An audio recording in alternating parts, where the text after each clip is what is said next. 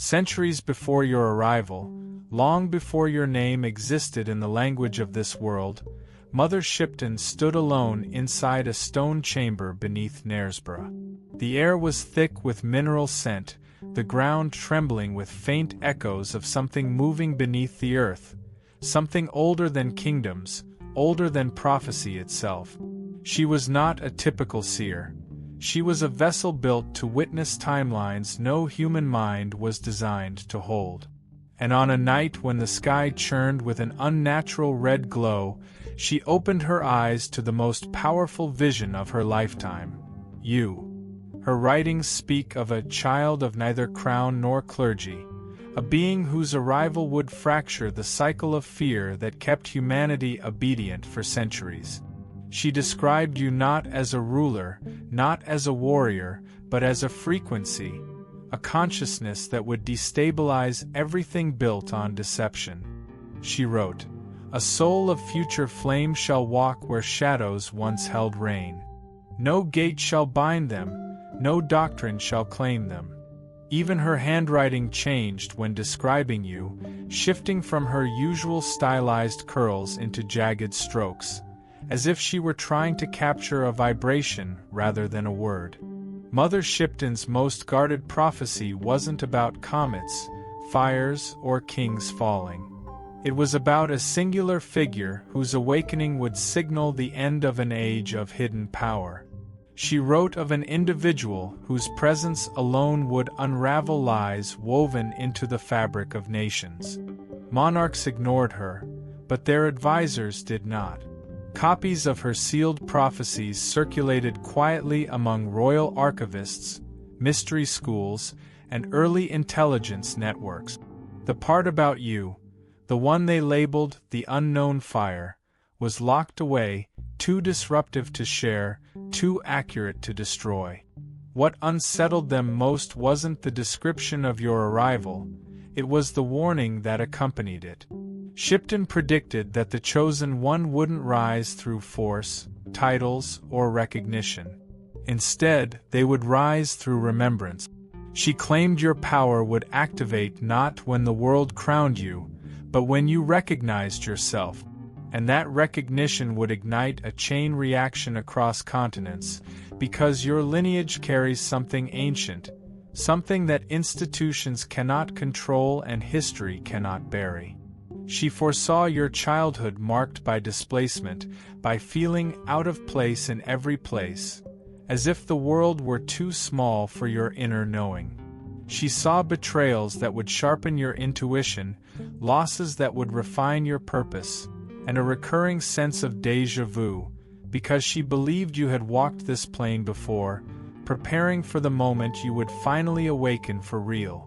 Her prophecies described your presence as a star recalled to its orbit, implying that your journey here was not accidental but summoned.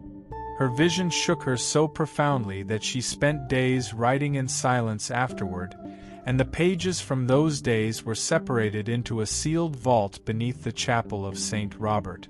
Those pages, never released publicly, only referenced in footnotes, state clearly that the chosen descendant would awaken at a time when humanity teetered between self-destruction and collective evolution. She saw cities glowing unnaturally at night, towers of glass, metal machines that flew without wings, and a world drowning in noise and distraction. She saw confusion, fragmentation, and souls starving for truth. And in the middle of that world, she saw you, walking with a clarity that made the air itself vibrate differently. Shipton understood something most prophets never grasped. Your destiny isn't about domination, it's about alignment. Wherever you walk, structures built on deception tremble. Wherever you speak, illusions crack. Wherever you heal, cycles end. You are not here to repeat history. You are here to correct it. And the fact that Mother Shipton saw you centuries before your birth proves one thing with terrifying clarity. Your arrival was never random. Your awakening was never accidental. Your presence is the prophecy she couldn't fully explain, but could not ignore. After Mother Shipton's death, her remaining writings were collected with obsessive urgency. Not the poems and predictions the public saw, those were the diluted versions. The true prophecies, the ones written in her trembling hand after she witnessed you, were locked away by order of the monarchy. These pages were so controversial, so destabilizing, that King Henry's advisors stamped them with the royal seal and classified them as sovereign eyes only. The church wanted them destroyed. The crown wanted them buried. Yet neither dared to touch them without authorization, because Shipton's warnings carried weight even the most powerful feared to test. Inside those hidden documents lies a description of your soul so precise it reads less like a prophecy and more like a memory reclaimed from another lifetime.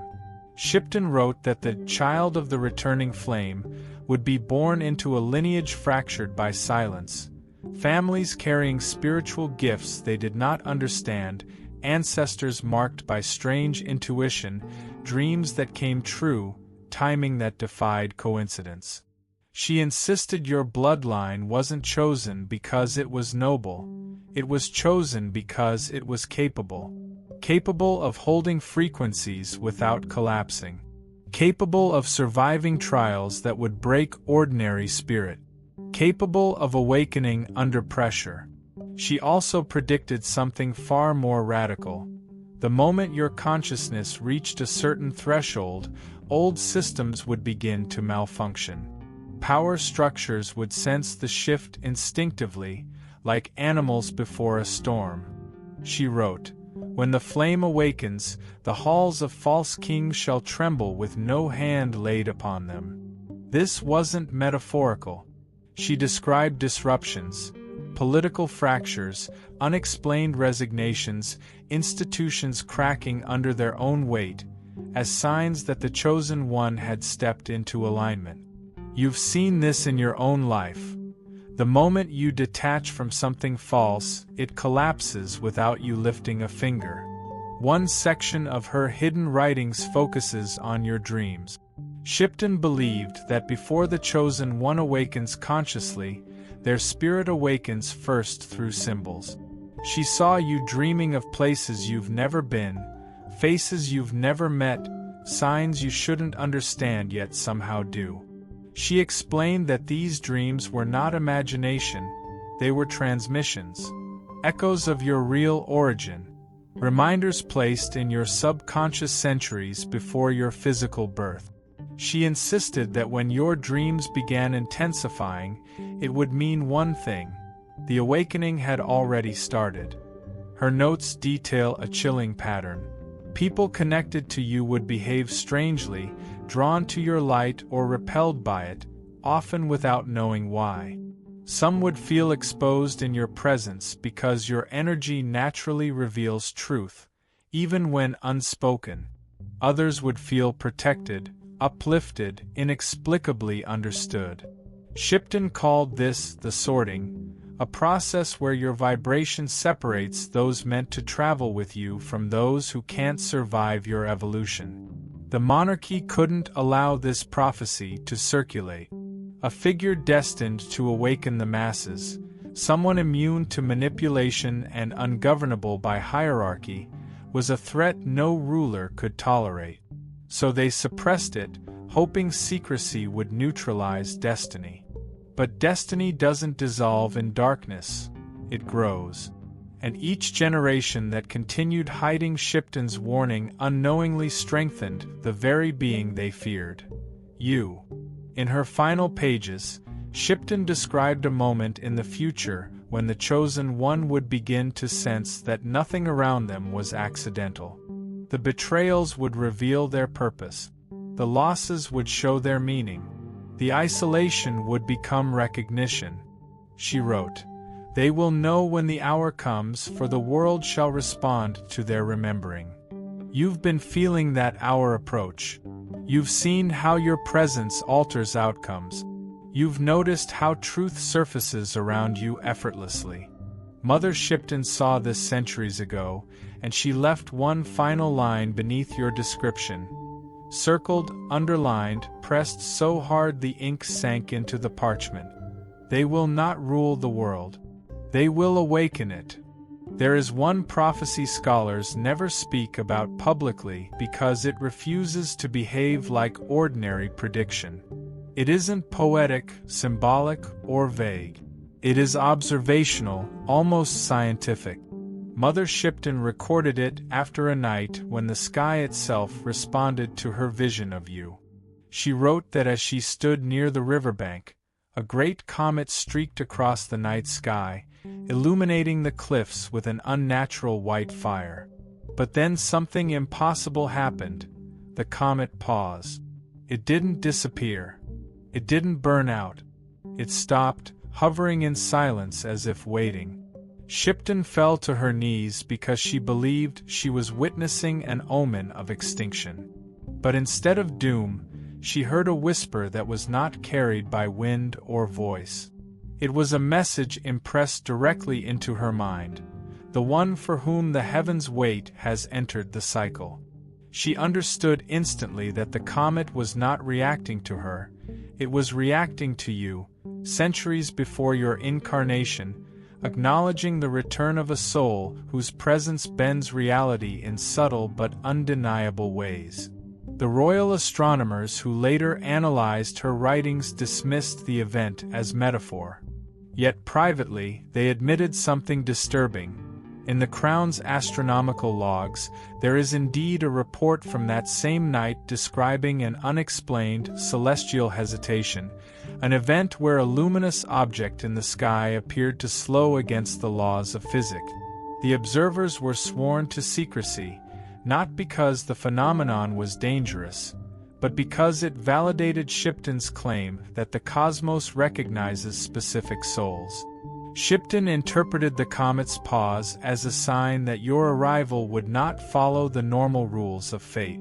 She wrote, "This child shall be born not into destiny, but with destiny." Meaning you did not come here to discover your path. You came here to awaken it in others. She believed your soul carried memory rather than mission, and that your challenges in early life would act as catalysts, pushing your dormant knowledge to the surface when the time was right. She saw visions of you standing at thresholds, moments of decision where your intuition overpowered your logic, times when every door seemed closed, only for the right one to appear at the last second as if pulled from another timeline. She claimed that the chosen descendant always walks a path that looks impossible until walked. Your life reflects this. The breakthroughs that arrived moments before collapse, the opportunities that appeared out of silence, the sense that unseen forces were guiding you through chaos. One of her most chilling passages describes how your presence would affect those invested in maintaining illusions of power. She wrote that individuals who built influence through manipulation, fear, or false authority would find themselves disoriented around you. Plans would unravel. Lies would expose themselves. Their confidence would erode, not because you challenged them, but because you mirrored truth back at them. Your energy makes deception heavy. Your presence makes corruption visible. Shipton warned the monarchy that this descendant could not be bribed, threatened, or controlled. Not because of stubbornness, but because their spirit recognizes only authenticity.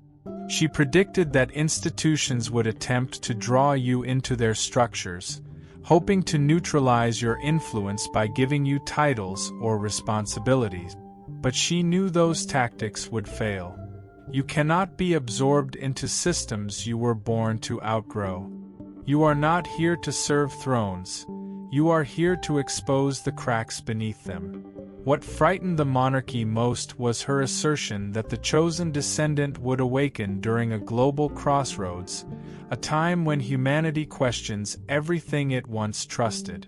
She described a world flooded with information yet starving for truth, a world where technology connects people physically but isolates them spiritually.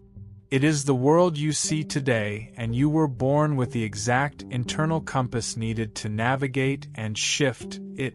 Mother Shipton ended this section of the prophecy with a sentence that unnerved every ruler who read it. When the flame returns, kings shall fear not their people, but their insignificance. She understood the ultimate threat wasn't rebellion. It was irrelevance. You do not destroy power. You dissolve the illusion that it ever belonged to them in the first place.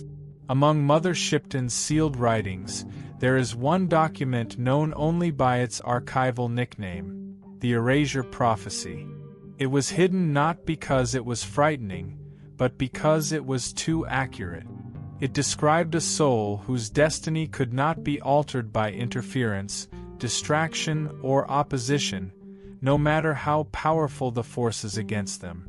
She wrote that this soul would carry an imprint so ancient that even attempts to erase them from history would fail before they began. Every timeline Shipton looked into showed the same outcome: you still rising. She saw that from the moment of your birth, invisible hands would attempt to divert your path, through environments incompatible with your energy, through people who underestimated you, through circumstances meant to overwhelm you. And yet, she wrote, each weight placed upon the child shall become their strength. Each wall built against them shall teach them to walk through stone. You were never meant to have an easy beginning. You were meant to have a beginning that activated your memory. Shipton wrote extensively about the silent guardians, not angels or spirits, but energies she believed were tied to your lineage. Energies that intervened in moments when your destiny risked derailment. She described flickers of intuition that saved you, sudden changes of direction you couldn't explain, opportunities that appeared as if summoned by your thoughts. These were not coincidences. She insisted you were being guided not because you were fragile, but because you were essential. She said, the child carries a thread without which the tapestry collapses. She also predicted that your enemies would be confused, not because you fought back, but because nothing worked against you the way they expected. Manipulation wouldn't stick. Lies wouldn't hold. Jealousy wouldn't break you. Even abandonment, which was meant to shatter you, would instead propel you into deeper levels of clarity. Shipton emphasized that those who tried to harm you would eventually come to the same realization: you are protected on a level beyond comprehension. Not shielded from pain, but shielded from defeat. Her sealed document even describes how your energy would mature.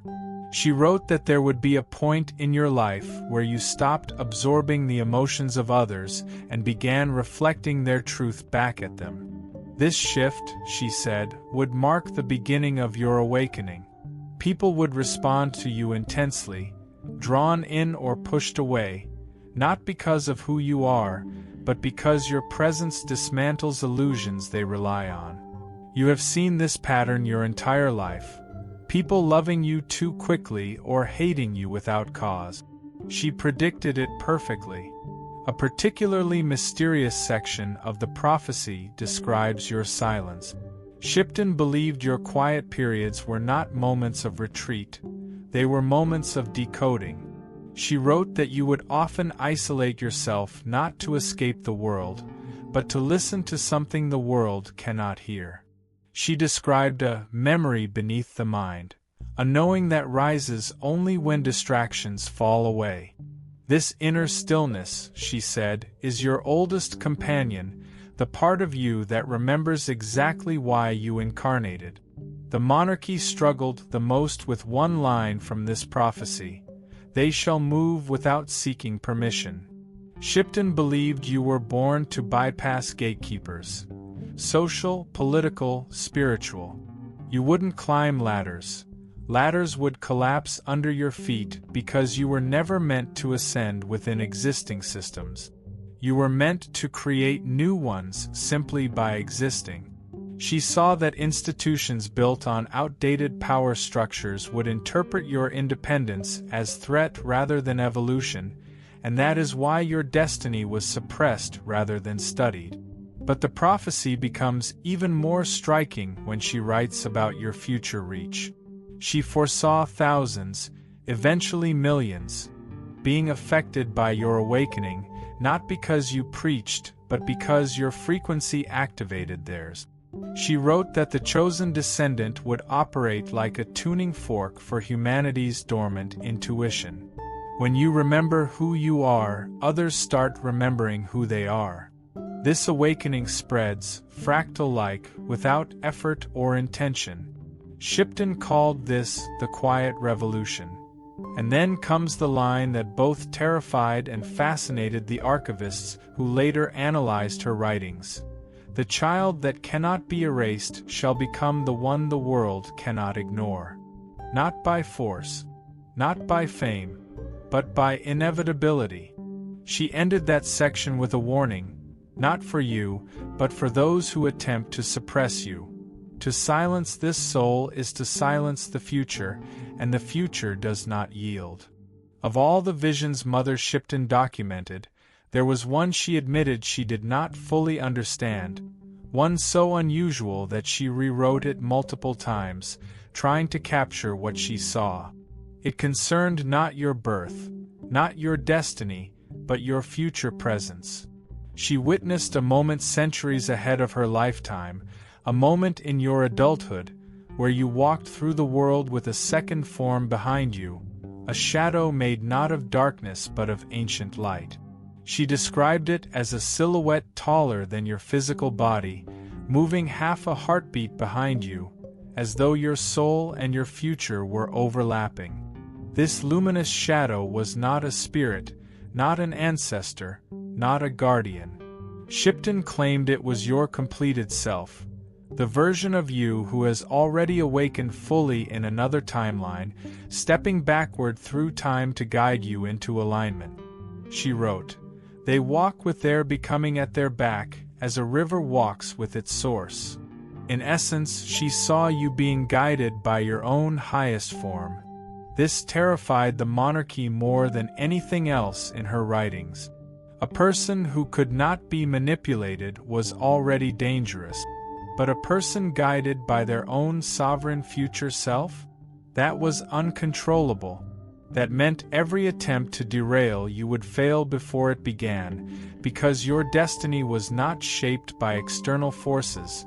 It was anchored by an internal timeline looping itself into perfection.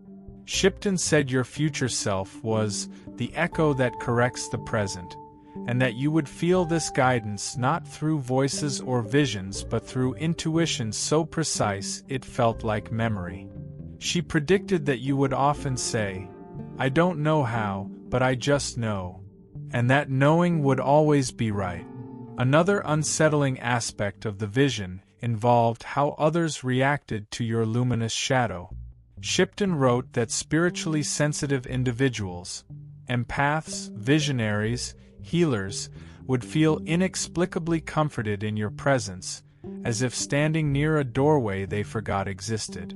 Meanwhile, those who relied on deceit, manipulation, or control would grow agitated, restless, or unnerved without understanding why.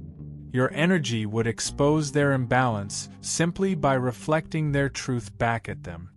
She described environments bending around you, conversations shifting, dynamics rearranging, hidden intentions bubbling to the surface. Not because you forced change, but because the field around you demanded authenticity. You walk with an invisible mirror, and people see who they truly are when they stand in front of you. This effect, Shipton warned, would create polarized reactions. Some would seek you out because you awaken their spirit, and others would flee you because you awaken their guilt. Shipton also foresaw periods in your life when you would feel pulled toward solitude, not out of loneliness but out of preparation. She described these periods as the cocoon hours, phases when the luminous shadow stepped closer, merging with your consciousness to activate dormant knowledge. She insisted these phases would be uncomfortable but necessary, moments when your identity dissolves so your purpose can take its place. Few people experience transformations this deep, and even fewer survive them without losing themselves. You survive because transformation is your native language. One of the most mysterious sections describes an event that has not yet occurred, a moment when your luminous shadow will fully align with your physical form. Shipton wrote that the world will not notice visually, but energetically, something irreversible will happen. She said the air around you would feel charged, your words would carry weight beyond logic, and opportunities that once seemed distant would appear suddenly, as if pulled by gravitational force. She called this moment the joining of the timelines, the point where your human self and your destined self become indistinguishable. The monarchy tried to classify this as metaphor, but her follow-up annotations shattered that interpretation. She insisted the luminous shadow meant your destiny was already complete somewhere in the cosmic structure. You are simply walking toward a version of yourself that has already won. She emphasized, "They fear nothing, for they have already crossed the fire." But the line that sealed the prophecy into secrecy, the one that ensured it would never be released to the public, was written in bold strokes. The child walks with the proof of their divinity behind them.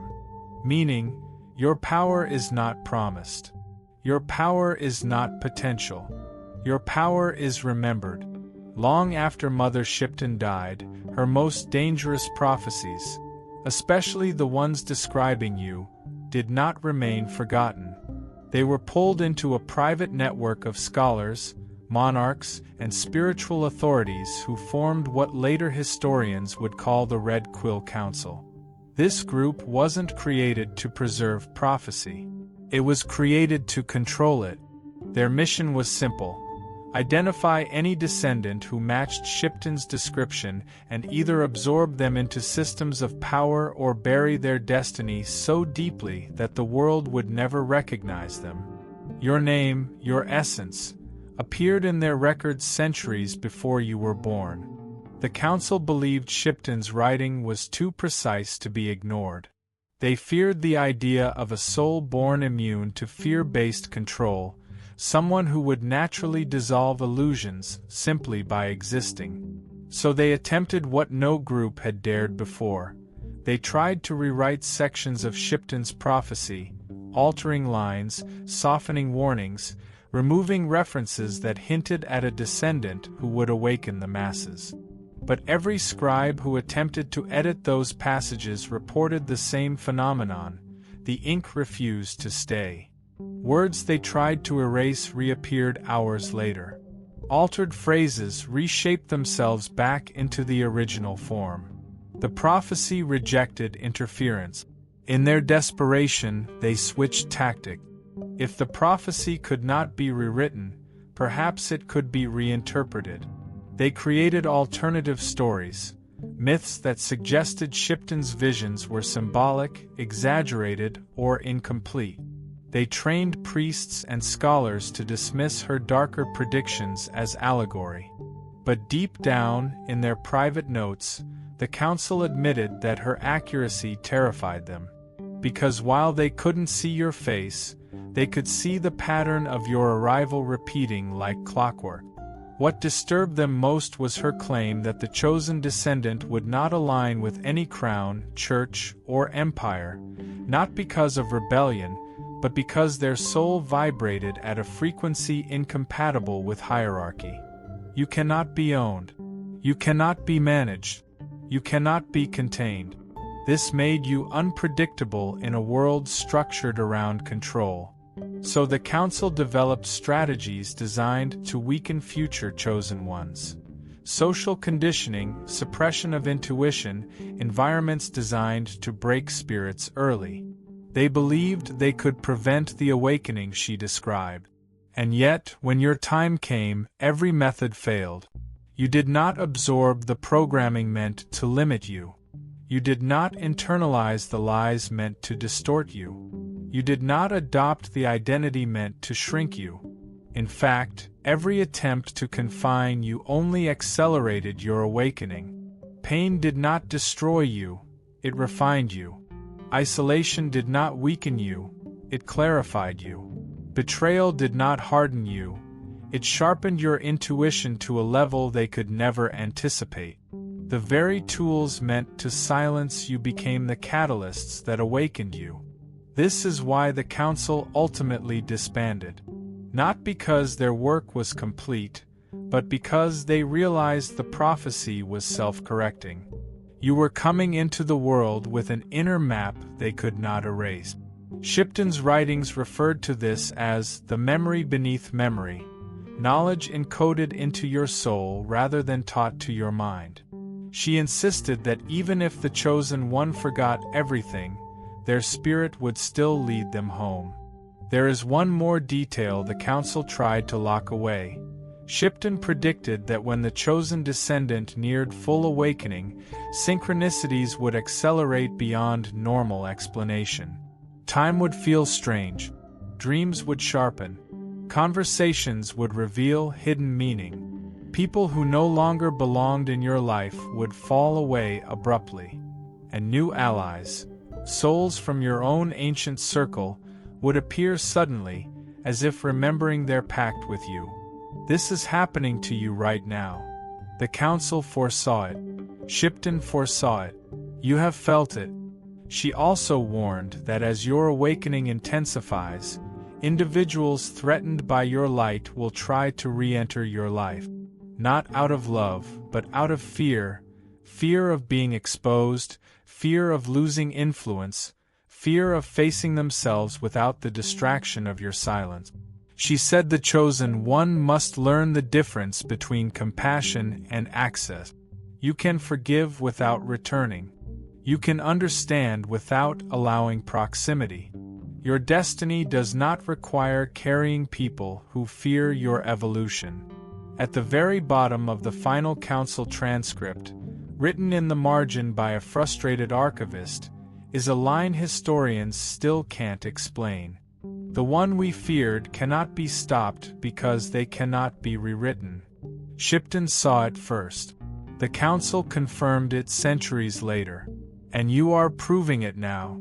In the final sealed section of Mother Shipton's writings, pages so fragile that archivists only handle them with gloves of lambskin, there is a passage that scholars avoided analyzing for centuries. Not because it was confusing, but because it was too precise. It describes a moment in the distant future when the chosen descendant, you, would recognize themselves fully. She claimed that the awakening would not be triggered by a teacher, a ritual, a doctrine, or even a prophecy. It would be triggered by memory, rising from within like light pushing through stone. She wrote, "Their name shall not be given by world nor written by hand. Their name is older than the sky, and the sky shall carve it when the hour comes." Scholars believed this was metaphorical. But later astronomers discovered star mapping anomalies where constellations formed shapes that resembled letters. Not random, not accidental, but synchronized with significant moments in your life. The heavens didn't predict you. They remembered you. This is why Shipton said your name could never be erased. Because it isn't a word. It's a frequency. A signature woven into the structure of reality itself. Before your parents chose your earthly name, the universe already knew your true one, vibrational, ancient, recognized only by those who can read energy rather than ink. Shipton was one of them. She didn't see your letters. She saw your light. She described it as a flame that bends but does not break, a presence that softens around kindness yet hardens around deception. She noted that your light carried unusual density, as if you had lived many lifetimes not to grow tired, but to become immovable. She understood that your spirit was not designed for fragility, it was designed for impact. Everywhere you go, timelines shift. Everyone you meet feels something awaken. Every choice you make recalibrates a chain of events beyond your awareness. The sealed manuscript ends with a vision she tried to suppress but could not ignore. A moment when the chosen descendant stands at the threshold of their purpose, not with a crown on their head, but with clarity in their eyes. She saw you standing alone, not lonely, but potent, radiating the energy of someone who finally understands their role in a world built on forgetting. She wrote that when you reach this moment, the universe itself will respond. People will appear from nowhere to assist you, obstacles will dissolve with eerie timing, hidden pathways will open without force. Because once you awaken, the world must follow. She also predicted the shadow that would rise before your full awakening, the feeling that something vast and ancient is circling you, watching, waiting. You felt this long before you had language for it. The intuition that your life didn't begin at birth. The sense that someone, or something, has been preparing you quietly for a destiny you couldn't articulate. Shipton said this presence is not external. It is your own ancient self, approaching with every breakthrough, every moment of clarity, every fragment of truth you reclaim. The monarchy tried to lock this prophecy away because it didn't just describe a chosen one, it described the end of their relevance. It predicted a soul immune to fear, unmoved by status, uninterested in power, yet capable of awakening thousands by simply speaking in their true voice. Shipton warned that institutions built on illusion would crumble not through revolution, but through recognition. When enough people remember themselves, the world changes without violence. And she knew you were the catalyst. In the final line of her final prophecy, Mother Shipton switched from archaic English to a symbol no scholar has successfully translated. Some believe it's a sigil. Others think it's a mathematical expression. But energy readers say it's neither. They claim it's your true name, the vibrational imprint of your soul, encoded centuries before you were born. Shipton pressed her quill so hard into the parchment that the symbol tore through the page, as if she wanted to ensure it could never be erased. Below it, in tiny lettering, she wrote a single sentence. They will know themselves when the world begins to shift around them. Look at your life now. The shifts have begun. The prophecies have aligned. The remembering has started. You are not stepping into destiny. Destiny is finally stepping into you.